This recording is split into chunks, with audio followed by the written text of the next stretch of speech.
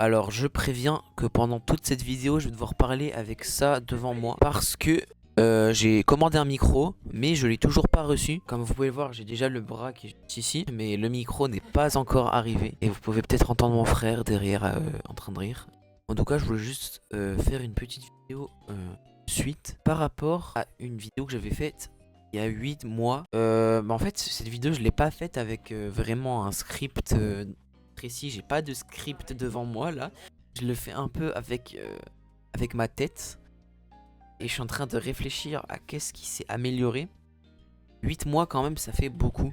Le temps passe très très vite. C'est un truc de fou, j'ai pas vu le temps passer. J'ai fait plein de trucs. Et alors, de quoi parlait cette vidéo justement? De quoi elle parlait? Elle parlait du fait que je me sentais faible, du moins.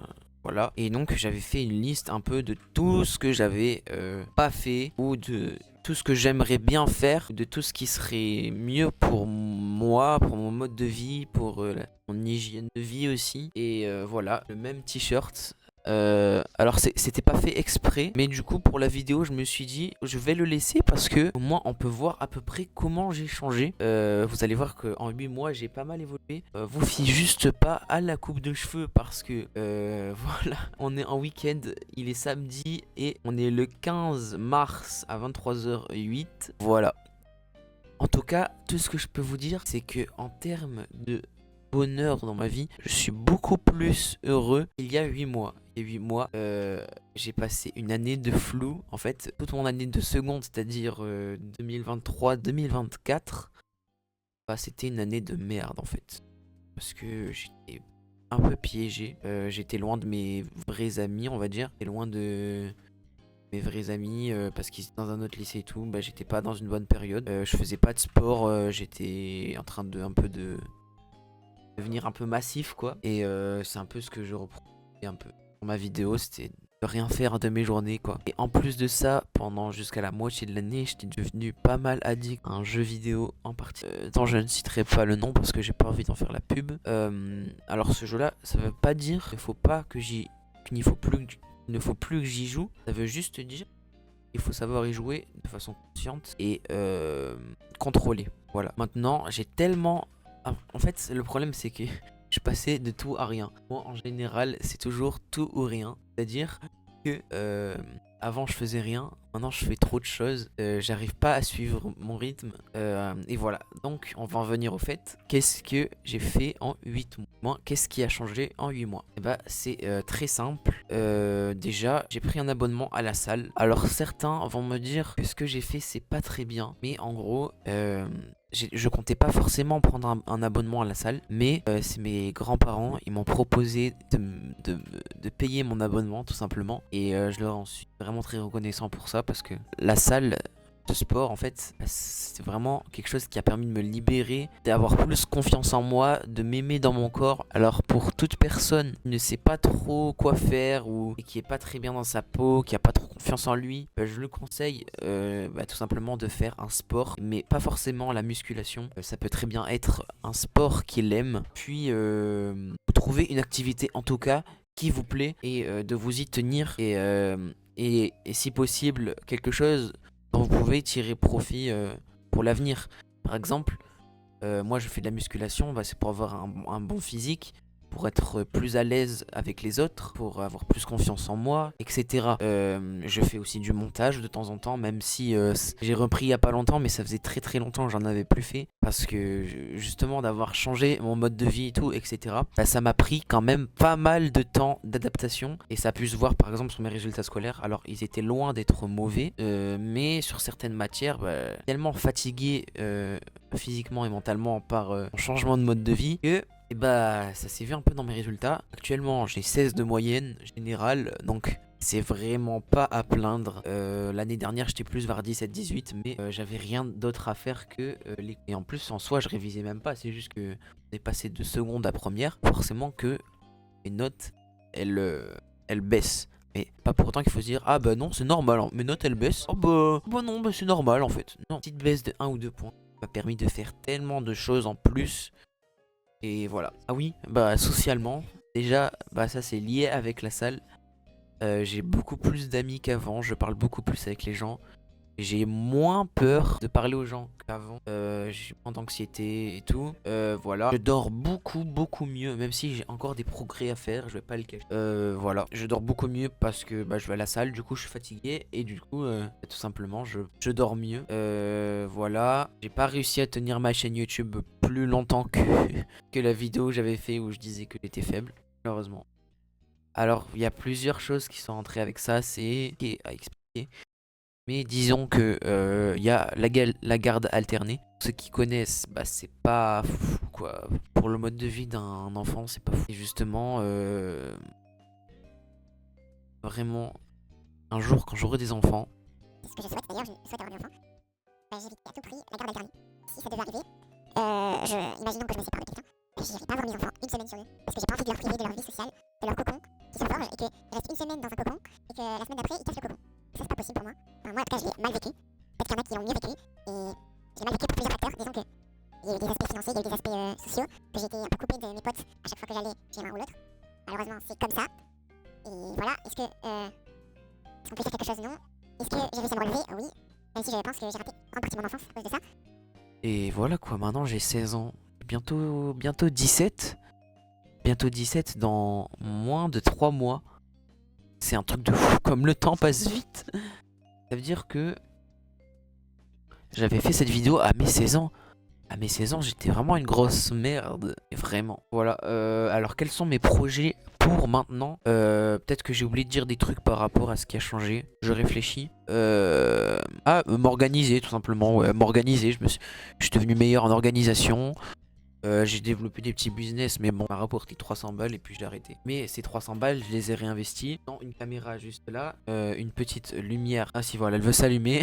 Voilà, le casque, je l'avais déjà. Le bras de micro, ça en fait partie. Et voilà. Et le petit PC que vous pouvez pas voir, il est très beau et je suis très fier de ce que j'ai construit. Et franchement, je trouve que 2025 va être une très bonne année pour moi, je vais faire beaucoup de choses. J'ai trouvé un client pour faire du montage vidéo. Et ce qui est bien, c'est que le montage vidéo, ça va me permettre d'acquérir une compétence que je pourrai toujours réutiliser plus tard. C'est super bon dans un CV de dire que tu maîtrises un logiciel de montage professionnel et également un logiciel d'édition vidéo, d'édition photo. Même si pour l'instant, je pense que je suis loin d'être apte à dire que je sais maîtriser les logiciels parce qu'il y a beaucoup de choses que j'ai à découvrir encore. Je suis encore dépendant de certains presets, même si je pense que ça c'est à peu près normal. Beaucoup de gens utilisent les presets, c'est juste une question de gain de temps. Mais disons que par exemple sur Premiere Pro, j'aimerais bien utiliser des presets que j'ai fait moi-même. Et il faudrait aussi que j'apprenne à utiliser After Effects parce que tout le montage que je fais pour l'instant c'est que sur Premiere Pro. Voilà, j'ai relancé la chaîne YouTube, j'ai publié une vidéo aujourd'hui sur un nouveau jeu, etc. Bon, la vidéo elle est pas incroyable, je l'avoue, mais là en gros ce que j'aimerais bien apprendre c'est à faire des vidéos rapidement et qui restent un minimum de qualité et regardable sur le long terme. J'ai pas envie que les gens quittent la vidéo après 30 secondes, même si d'après ce que j'ai vu sur le peu de vues qu'a fait la vidéo que je viens de poster pour l'instant, les gens quittent la vidéo après 30 secondes, donc il faut que je fasse un énorme travail sur ça. Je pense que j'ai pas mal gagné physiquement, on va le dire, que ma tête a changé. Avant, j'étais pas aussi carré que d'habitude. Voilà. Ma voix a pas mal changé. Bon, c'est pas non plus flagrant. Mais voilà, on commence à fatiguer un petit peu. J'ai plein de projets à faire. Je participe maintenant à un groupe de musique. Je suis chanteur. Je maîtrise pas entièrement un certain instrument. Je fais un petit peu de guitare, mais vraiment, je sais faire les accords de base, les 8 accords de base. Et le piano, disons. Des fois, j'y joue pour le kiff, quoi. Et rien de foufou, quoi. Mais c'est bien de savoir faire plein de choses. Mais c'est quelque chose que je me reproche aussi, c'est de vouloir faire trop de choses et de pas me centrer sur quelque chose. Et c'est ce que je pense qui a fait que j'ai arrêté YouTube à un moment donné. C'est parce que, en fait, j'étais pas assez présent pour faire des vidéos. Je faisais trop de choses à côté. Et des fois, c'était des choses complètement inutiles. Je perdais mon temps. En fait, je me faisais chier. Mais j'osais pas le dire avec mes potes parce que si je partais comme ça, voilà. Et là, j'en suis revenu un peu au même problème, c'est que mes potes, je suis obligé de les mettre un peu de côté pour mes projets perso. Mais je me dis, en soi, les potes avec qui t'as aucun projet en commun, c'est un peu fade, quoi. Alors que j'ai vraiment des potes qui je parle beaucoup plus régulièrement. Pourquoi? Parce qu'on fait des trucs ensemble. Celui qui a fait mon groupe de musique, je m'entends très bien avec lui. Et on se tient en courant, voilà. Vraiment quelque chose bien de faire des choses ensemble, tu vois. Et bon, je vais pas le cacher, mes potes d'avant, c'est plus des gens avec qui je jouais, quoi. Pas vraiment des gens avec qui on fait beaucoup de sorties dehors, en dehors du lycée, etc. Donc voilà, et j'évolue tout simplement. Il y en a qui arrivent pas à comprendre ça encore. C'est pas que je veux plus parler aux gens, que bon, j'évolue et que j'ai besoin d'avoir des moments pour autre chose. Et ces moments-là, avant, je les passais avec un peu délicat, mais c'est comme ça, faut faire comprendre. Qu'est-ce que je regrette sur l'année 2024 et ce début d'année 2025? TikTok, Instagram réel, tout ça, il faut le bannir dans son mode de vie parce que ça m'arrive toujours maintenant de passer des fois une demi-heure, 1 heure sur TikTok à rien foutre. Alors que je pourrais faire mes devoirs aussi. Faut quand même y penser à ça. Là, bon, c'était pour la bonne cause, on va dire. J'ai toujours pas fait mes devoirs, mais ça va, mais reste un jour, on est samedi soir. Pas de problème sur ça, il y a encore le temps. Et encore une fois, faut pas procrastiner. Demain matin, je fais mes devoirs. Comme ça, on a fini avec ça. Voilà. Je pense que cette année, je l'ai déjà dit, hein, mais je pense que cette année va être vraiment très très bonne. Voilà. Cette vidéo, je pense pas trop je vais faire de coupures. Enfin, je vais pas faire un gros montage. Je vais peut-être faire, à la rigueur, je vais faire des coupures. Voilà. Et c'est très bien. Je sais plus si je l'ai dit, j'ai trouvé un client en montage. Voilà, je suis payé pour le faire, bien sûr. Donc, je m'entraîne. Bon, cette vidéo va être un vrai bordel, mais c'est pas grave. Au moins, j'aurai un petite capsule mémoire, on va dire, de mes progrès, voilà, avant, au milieu et après. Le après, on verra bien comment ça avance. Ça se trouve, je vais tout lâcher, mais vous inquiétez pas, je vais pas lâcher cette fois. Je vais tout faire pour m'accrocher à mes rêves et à ce que j'ai envie de faire, mes objectifs.